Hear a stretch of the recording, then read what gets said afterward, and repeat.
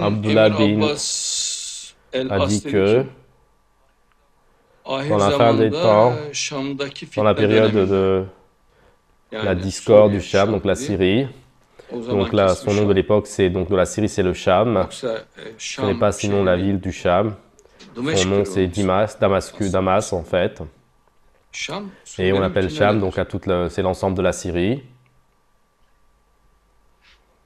Abdullah bin Amr a dit que, et dans la période de la discorde dans le Cham, ceux qui peuvent, donc les gens devant vont fuir avec les bateaux, derrière ils vont rester les personnes plus faibles, et ils n'auront pas de force, ils traverseront la mer avec des bateaux encore plus petits, et la mer se renversera, les enveloppera. Est-ce que tu vois le miracle? C'est un hadith qui date de 1400 ans. Et dans le livre Les Estimes du Jugement, Seyyid Rami, page 495, mais je ne suis pas sûr, c'est ce que j'ai entendu, je crois. Et Al-Khidr, pourquoi est-ce qu'il a créé Al-Khidr? Dieu a créé Al-Khidr. Et Al-Khidr, dans l'au-delà, est-ce qu'on va le voir? Hakan Meral qui est écrit depuis la ville de Trabzon. Donc dans l'au-delà, on va le voir, bien sûr, il y a le diable qui est de l'incroyance, il prend la forme d'un être humain, également d'un animal. Et par exemple, le diable peut prendre la forme d'un chien, d'un chat, également d'un être humain. Et Dieu, le Très-Haut, vis-à-vis de ça, en tant qu'équilibre, il a créé Al-Khidr, le ver. Mais c'est un sujet que tout le monde connaît. Dans les statues, dans les photos, dans l'Égypte ancienne, il est connu. Mais donc, en tant qu'une personne de couleur verte, parfois qui est donc dans l'apparence d'une femme veuve, et dans l'apparence d'une femme qui porte une tunique romaine. Et donc, dans l'histoire, il y a toujours des statues donc, qui représentaient Al-Khidr, d'homme vert, pour la fermer. Abdurrahman Üvey, moi je suis lié à l'ordre religieux de Cheikh Nazım El-Kıbrısi. Et Cheikh Nazım vous aime beaucoup, il parlait de vous en vous louant. Qu'est-ce que vous nous conseillez? Et est-ce qu'on va rester là-bas?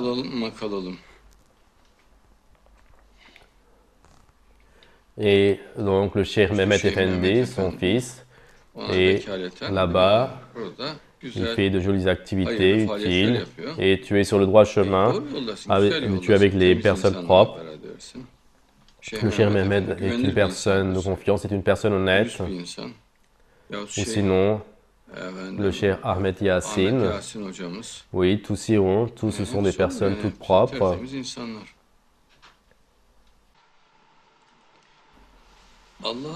Et ceux qui ne louent pas Dieu, ceux qui sont loin de Dieu dans leur cœur, il y a une agitation, il y a une tension, une peur sans raison et un enthousiasme fou.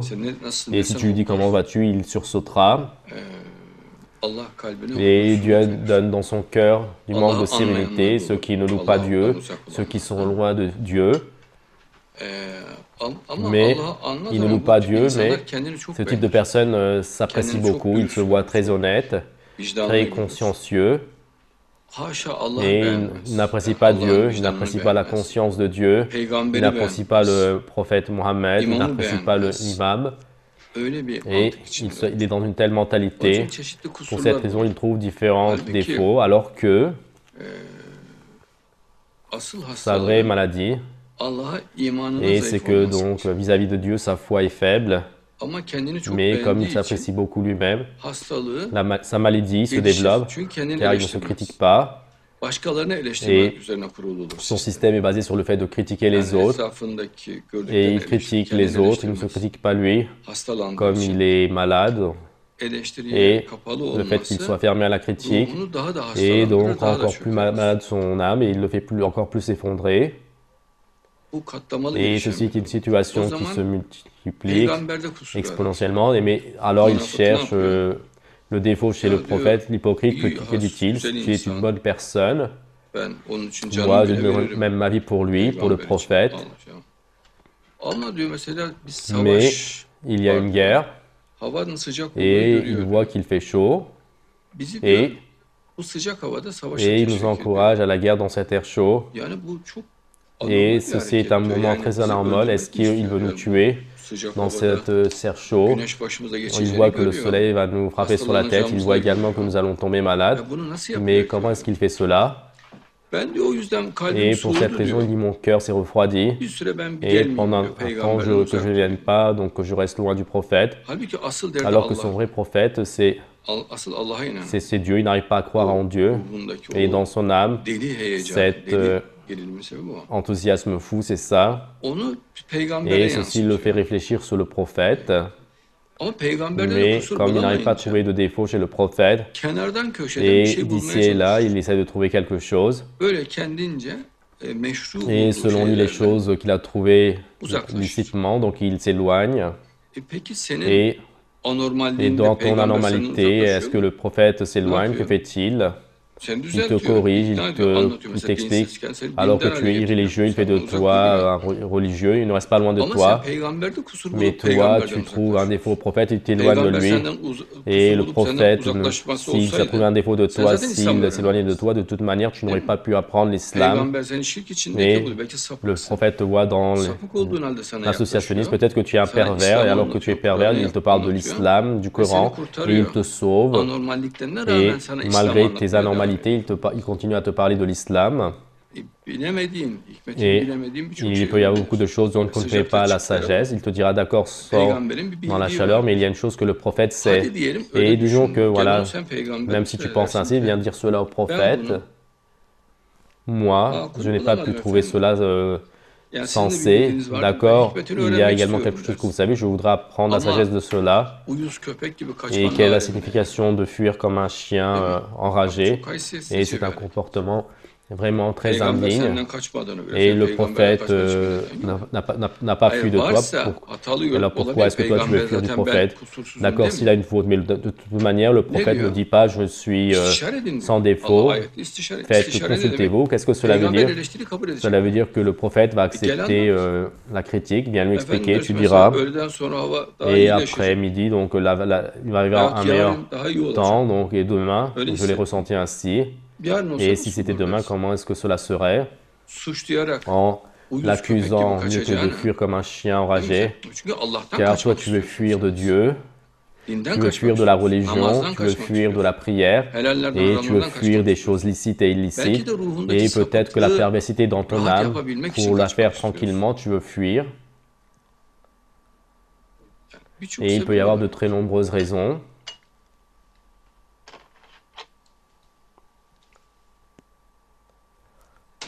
Peut-être dû à ta jalousie et de la jalousie que tu ressens vis-à-vis de la force du prophète, de la jalousie que tu ressens vis-à-vis de la réussite du prophète. Par exemple, il dit que, alors qu'on ne sait pas donc se lutter, il nous encourage donc à la lutte. Et cette faute est très grave, car s'il meurt là-bas, et c'est le prophète qui leur a fait qu'il soit tué, c'est-à-dire qu'il va l'accuser.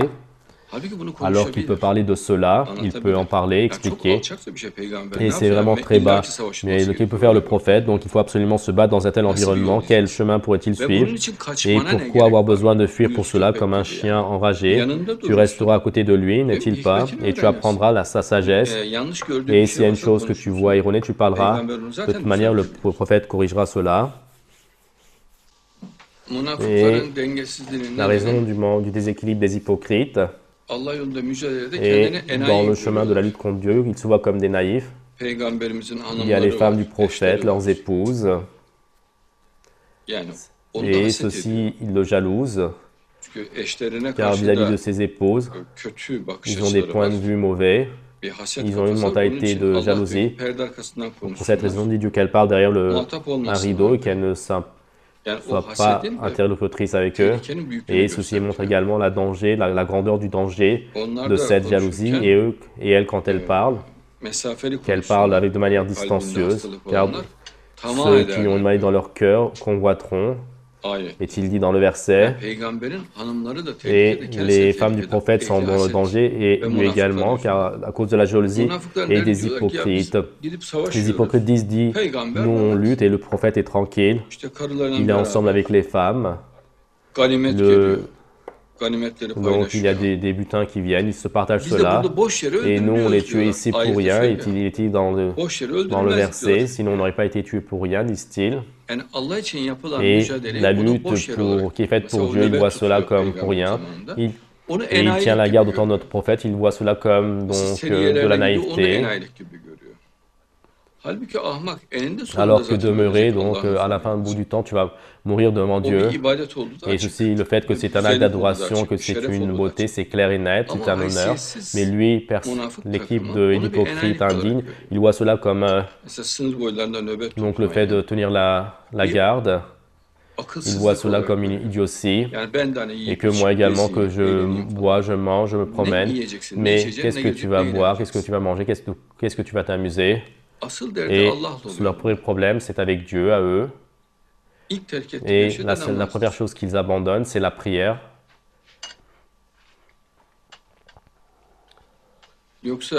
Sinon, si les hypocrites avaient de l'intérêt, notre prophète, s'il leur donnait 5 caisses d'or, 10 caisses d'or sous cette chaleur, sous ce soleil, le fait de sortir à la guerre, il ne refuserait pas cela. Et en disant, si on savait lutter, on serait venu avec lui, il n'aurait pas utilisé ce mot. Et le fait de dire, on donne nos vies pour rien, jamais il n'aurait utilisé ces mots. Et ils vont prendre 10 sacs d'or, ils deviendraient fous pour cela. Et ils seraient vraiment pris d'enthousiasme. Et une partie des hypocrites étaient venus dans la ville. C'est une grande ville, vous le savez. Et donc, ils étaient comme des maniaques.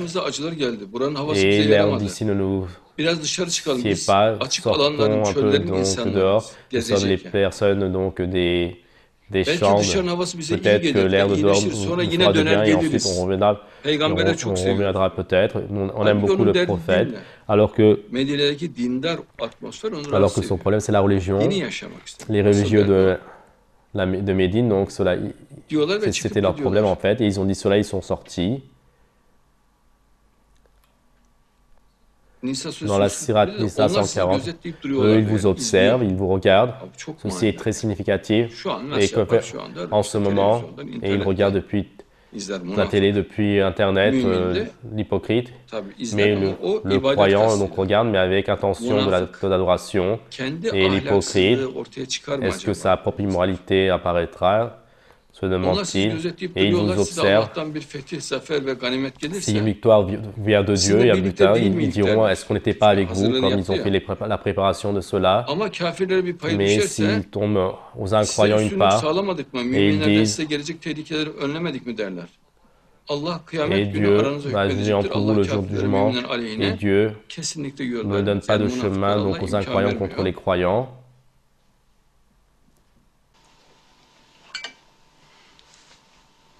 Hypocrite, une chose sensée, il fera de cela une chose anormale et il utilisera cela contre les musulmans. Par exemple, dans la chaleur et sortir dans l'effort, faire l'effort, c'est extrêmement normal. De toute manière, là-bas, il y a le désert, il va y avoir la chaleur. Et quand il y a du commerce, il sort. Pourquoi est-ce que tu ne sors pas pour faire l'effort, le djihad? Mais quand on regarde avec un autre œil, il peut avoir raison.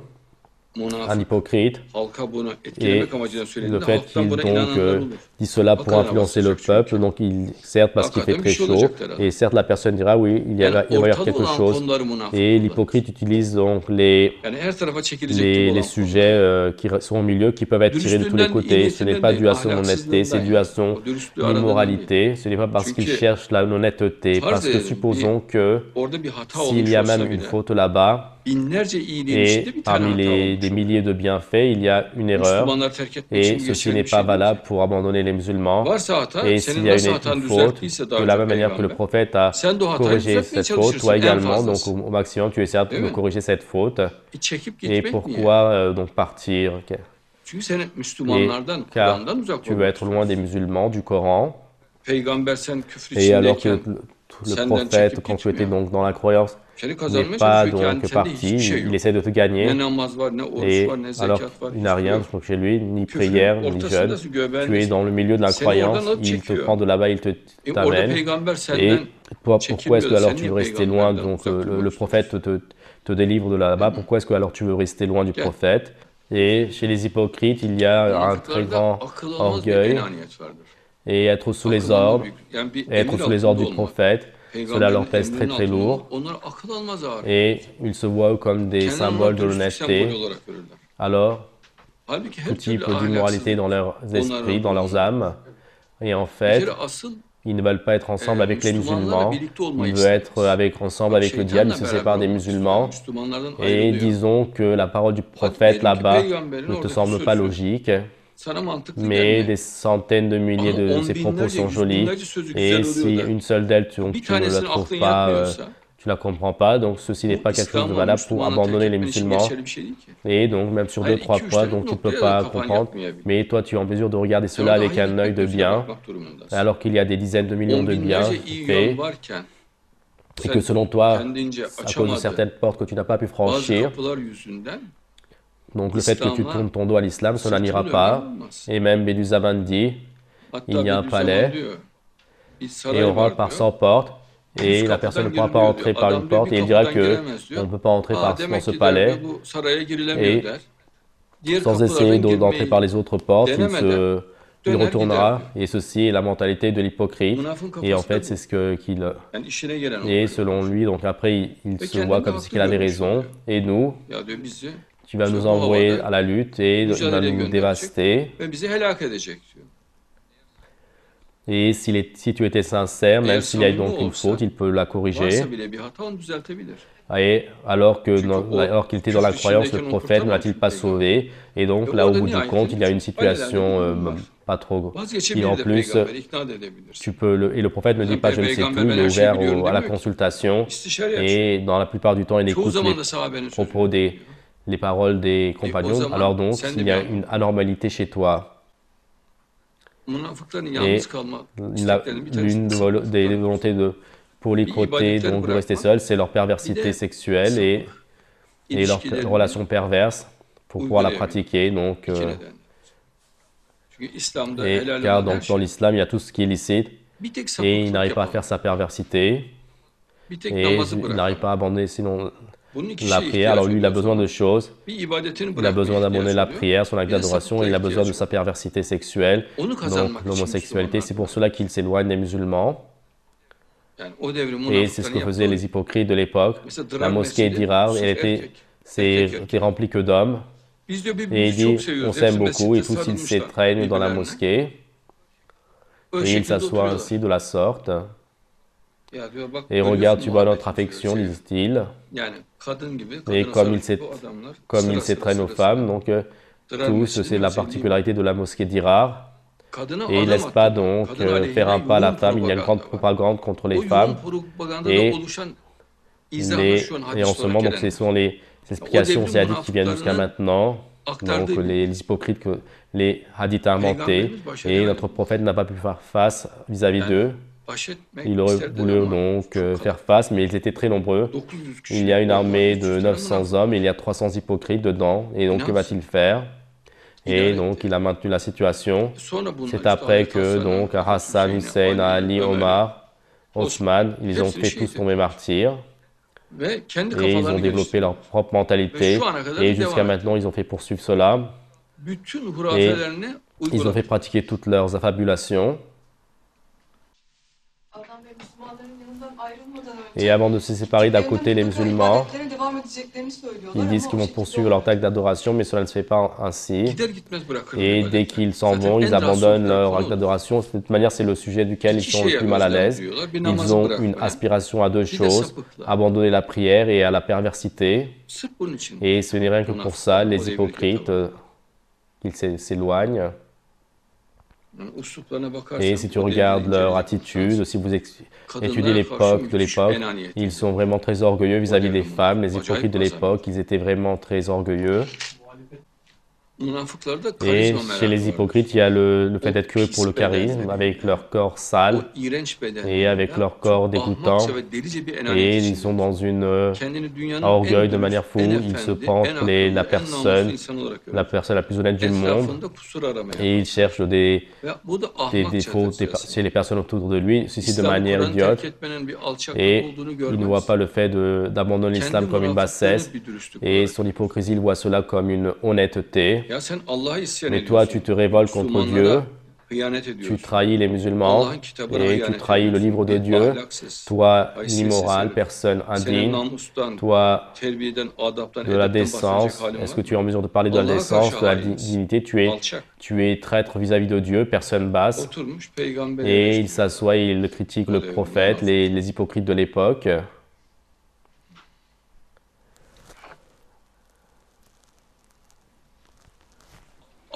Et ils disent au prophète, donc il a dépassé les limites, il s'est enragé.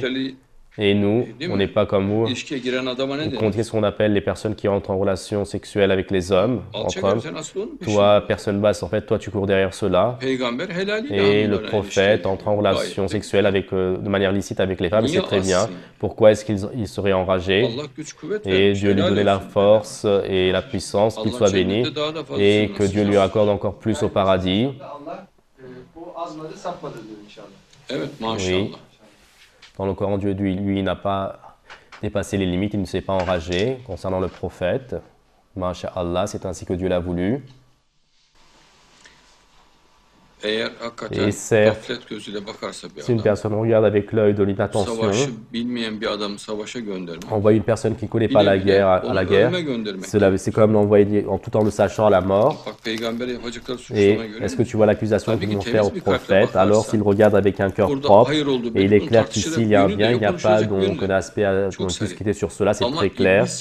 Mais si la personne regarde comme Iblis de manière diabolique, bien sûr qu'il va voir cela, le diable, ou une chose diabolique. Et la première chose que fait l'hypocrite, c'est d'entrer en relation perverse, c'est-à-dire homosexuelle. Deuxième chose, c'est qu'ils abandonnent la prière, c'est ce qu'ils faisaient à l'époque.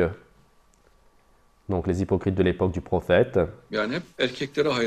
Et ils étaient constamment admiratifs des hommes, ils avaient formé une telle communauté. Et de toute manière, de la situation de la mosquée d'Hirar, c'est clair. Même le jardin de la mosquée, les femmes ne pouvaient pas s'approcher. Ils avaient la haine, ils disaient si la femme passe, la prière sera annulée, même, il ne doit même pas passer à côté. Donc. Et pour l'avenir, il dit que le cochon et la juif est inclus dans cela. Donc la haine du juif s'est développée également à cette époque, alors que notre prophète étalait sa tunique sous les Moïsiens, mais les hypocrites de l'époque, ils avaient la haine des juifs et des chrétiens. Et ils avaient la haine d'eux, car eux croyaient en Dieu, car l'hypocrite, lui, directement ennemi de Dieu. Et comme l'hypocrite n'apprécie pas non plus les chrétiens et les juifs, parce que ce n'est pas seulement les musulmans qui n'apprécient pas, mais d'eux, bien sûr. Et il y a quelqu'un qui aide à leur hypocrisie, qui sont dans leur mentalité, bien sûr, ils vaudront de telles personnes. Et les musulmans sont propres et les hypocrites sont extrêmement sales, on comprend. Et ils ont une apparence folle et schizophrène, tendue, malade, peureuse et extrêmement ouverts à la panique. Et Dieu ne leur donne pas de sérénité. Ils ont un esprit fou et ils sont dans une tension folle. Et partout leurs cheveux, leur corps est sale. Et Dieu dit dans le verset, ce ne sont que des saletés. Et leur chair également est sale, tout est sale. Et la chair des croyants est propre. Dieu le dit dans le verset, est-ce que le temps que leur peau se devienne molle n'est-il pas venu? L'islam, ils l'ont changé, mais ils ont fait un grand coup et pour renverser l'islam. Et je n'aurais pas pensé qu'ils allaient faire un tel coup. Et car renverser l'islam, c'est quelque chose de très difficile. Et ces personnes ont fait un tel coup que, et pour ainsi dire que le fait que l'islam reste debout, c'est un miracle. Par exemple, la prière, ils ont fait qu'elle ne puisse pas être faite. Les ablutions, ils ont fait que ce soit impossible de prendre les ablutions. Et l'aumône donc n'est pas comme compréhensible. Non, donc un 40e de l'ordre de sa femme, ils ne savent pas les calculs non plus, même ceux-là, ils ne le savent pas. Et l'amour est parti, l'amitié et la fraternité est partie, donc grâce à ce système. Ils ont enlevé le système de la tutellerie et le fait que les musulmans soient les tuteurs les uns des autres, ils se sont retirés de cela. Ils ont morcelé le monde musulman, ils les ont divisés en ordres religieux. C'est un procédé étonnant. Et comme ils se donc divisent en ordres religieux, il se réjouit. Il dit louange à Dieu, on s'est divisé en ordres religieux différents. Et à l'intérieur de l'ordre religieux, il se divise encore, il se réjouit de cela, il dit cela est très bien. Mais il dit il y a un bienfait dans la division, dans le morcellement, donc dans la bouche de tous il y a cela. C'est-à-dire, avec leurs propres mains, ils ont fait que l'islam ne soit pas vivable. Par exemple, la musique est un très grand bienfait que Dieu a créé, et ils ont interdit la musique, mais par Dieu. Mais un joli bienfait qui apaise le fort intérieur de l'être humain, tu l'as enlevé à la base. Les dessins, les tableaux, les statues, les belles garnitures, les belles parures, pourquoi est-ce que tu les enlèves? Et les maisons sont vides, les murs sont tout vides. Et ils ont interdit le mobilier, ils s'assoient par terre. Et ils disent que ce n'est pas possible de manger sur une table. Et même ne manger avec une fourchette ou une cuillère, cela n'ira pas. Il dit mange avec tes mains. Et pourquoi est-ce que tu te mêles de la fourchette et de la cuillère? Et le fait que les femmes soient bien entretenues. Et si la femme n'est pas bien entretenue, elle ressemblera à l'homme. Si elle s'entretient pas, qu'est-ce qu'elle deviendra? Et même une fleur, quand tu ne l'entretiens pas, elle est dévastée. Et la femme est une fleur, si tu n'en t'occupes pas, elle sera dévastée. Et même si elle ne s'occupe pas d'elle-même, elle sera dévastée. Il faut donc témoigner donc de la minutie vis-à-vis de la femme. Et même, il faut la protéger d'un point de vue psychologique. Si tu la tristes, tu la tueras. Et même si tu lui fais peur, tu la tueras. Et elle s'effondrera, donc sa santé partira, elle perdra l'appétit, elle ne pourra pas dormir et tu la dévasteras. Et c'est un être très frêle. Et lorsque sa morale part, tout s'effondre chez elle. Et elle peut donc avoir tout type de maladie après, donc Dieu l'en garde si elle s'effondre d'un point de vue de la morale. Et il faut lui témoigner beaucoup de minutie. Et en plus, la minutie, c'est quelque chose de plaisir. Donc, de la même manière qu'une personne s'occupe d'une fleur, cela donne un plaisir. S'occuper également d'une femme, c'est un luxe. Tu lui achètes de jolis habits, de la nourriture. Tu permets qu'elle se repose, qu'elle fasse du sport. Et ce sont des choses qui amusent et cela te donne du plaisir. Et tout ceci, ils les ont enlevés, les fanatiques et ils font des réunions de femmes. Et ce sont des femmes dont le corps est déformé par centaines. Et par centaines, et toutes ont une apparence grise, toutes ont quelque chose, donc ont attaché quelque chose sur leur tête et le même modèle. Dans aucune d'elles, il n'y a de joie. Et ces personnes ont expliqué que ce sont des citoyens de deuxième catégorie et elles soutiennent cela avec fierté. Elles disent, nous sommes des demi-êtres, la femme est demi, disent-elles, et elles sont fières. L'homme donc demandera la question à la femme et on fera tout à fait le contraire de ce qu'elle dit, disent-ils. Regarde l'avilissement et les femmes donc soutiennent cela personnellement et dit que la femme ne sortira pas dehors, ne parlera pas au téléphone, elle ne rira pas et il ne faut pas lui permettre qu'elle mange trop de nourriture car sinon elle aura de l'énergie, elle essaiera de sortir dehors et si la maison regarde dehors, il faut que vous mettiez des briques pour la fermer. Et c'est étonnant l'islam, et comme si c'était l'enfer qui est vécu difficilement et qui étouffe la personne sous tous les aspects, mais il n'y a pas une telle religion. Pourquoi est-ce que vous avez fait cela? Il n'y a pas une telle chose.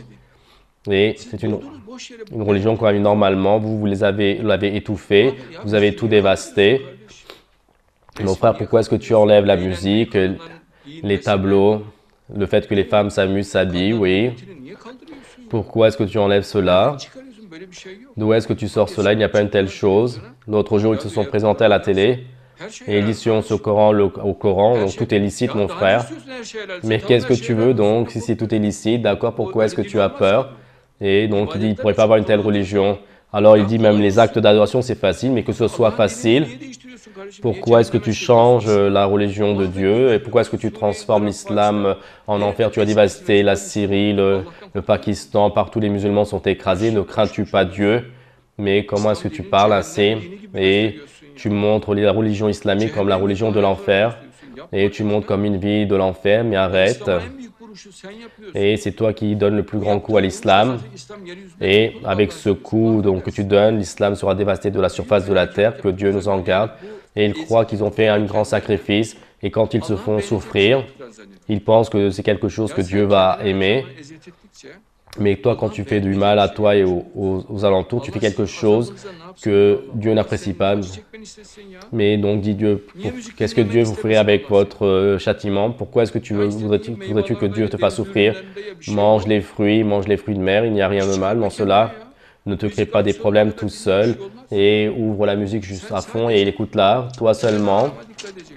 Tu vas faire attention au licite, à l'illicite, tu vas faire tes prières, tu vas être rempli d'amour, honnête, généreux, tu vas être fidèle, tu vas parler joliment, tu ne vas pas faire souffrir les gens, c'est tout.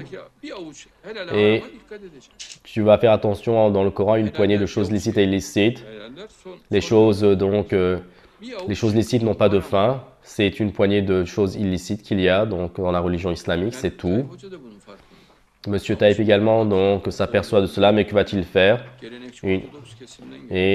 Donc une grande partie donc sont d'origine traditionnelle orthodoxe et il ne faudra pas les énerver car ils pourront faire un autre parti et ils le montreront encore plus traditionnaliste, plus orthodoxe.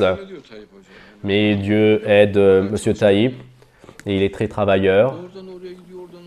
Il va d'ici à là et si c'était quelqu'un d'autre, il serait dévasté. L'Afrique, l'atmosphère de l'Afrique, l'environnement, le climat est très dérangeant et est très différent. Que deviendrait la personne là-bas? Je ne peux pas y penser. Et mon frère, la dimension de l'affaire est très grande. Et c'est dommage aux traditionnalistes. Même la forme de leur corps se défait. Et c'est une apparition étrange. Donc, même en Égypte, c'est ainsi. Ils sont venus au pouvoir, donc des personnes avec des kilos, donc de couleur marron, et des gens sous cette couleur. Les habits, donc tout marron foncé, gris. Et sur le visage des gens, une grande lourdeur, ils ont tous du poids. Tous énervés, tous maux, tous contre les chrétiens, les moïsiens, donc disons une grande partie d'entre eux. Il n'y a pas de musique, de dessin, de statue, il n'y a pas d'amusement, il n'y a pas de qualité, il n'y a pas d'art, et il n'y a que la souffrance. Et donc, ils violent les femmes, 70-80% des femmes. Regardez, toutes les femmes sont couvertes et il y a 70%, 80% de viols. C'est un taux élevé. En Turquie, il n'y a pas une telle chose. En Turquie, ce n'est même pas 1%, même pas 1 pour 1000 au maximum. Ou sinon 1 pour 10 000, donc le fait de viol. Là-bas, c'est à 70-80% en Égypte, les viols. Et pour ainsi dire, ils violent toutes les femmes. Chaque femme qui sort, donc ils les violent, ils trouvent cela normal.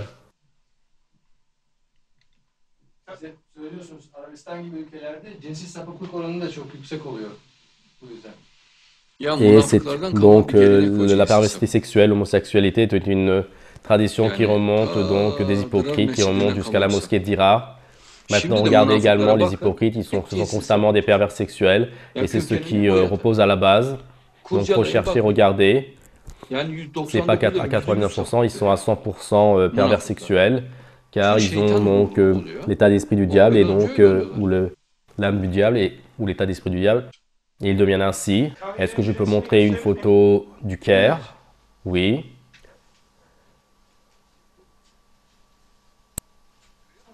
Est-ce que tu vois comment le Caire est devenu?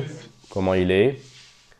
Dieu dit que de ce type de ville, donc, ce sont des endroits où on ne loue pas Dieu et rien ne sortira de là. Mais est-ce que ceci donc ressemble à la ville d'un musulman? Non. Cela doit être tout vert.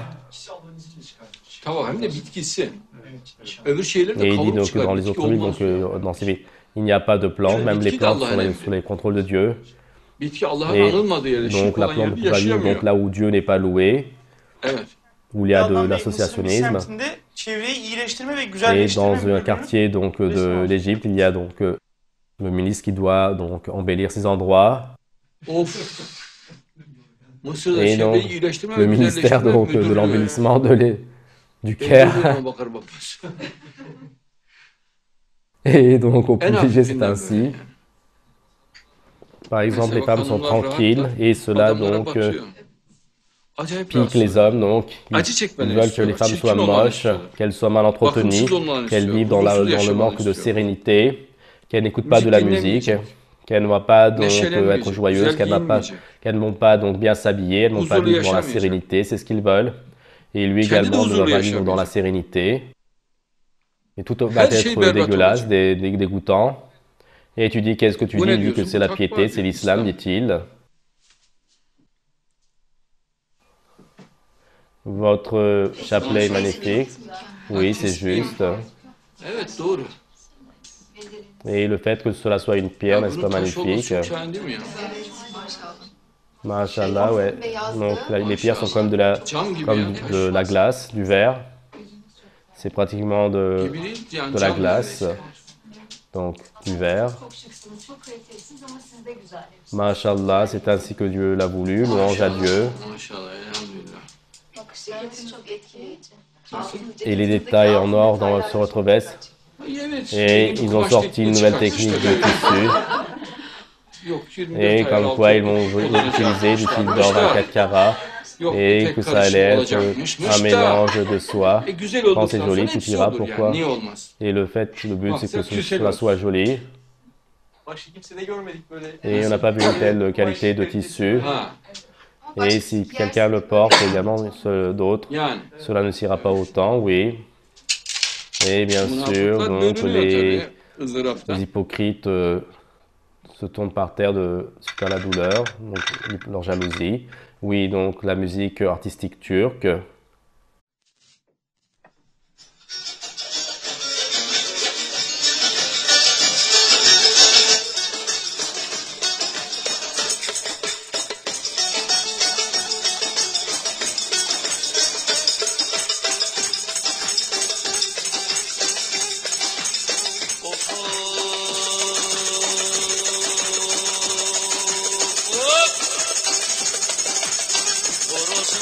Uçurdular damdan dama kaçırdılar suyuna da pilav pişirdiler çil çil olsun.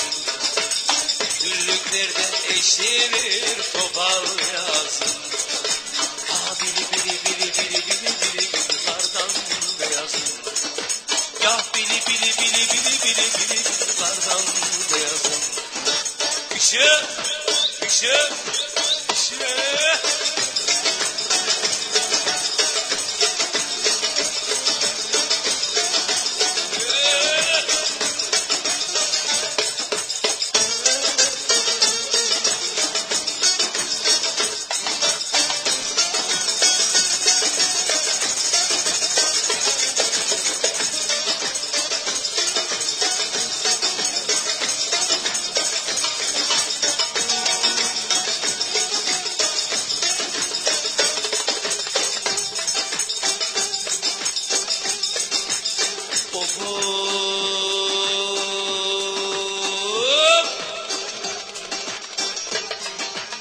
Horoz değil katırdı, dağdan odun getirirdi, sırtına binse götürürdü, çil çil oldu.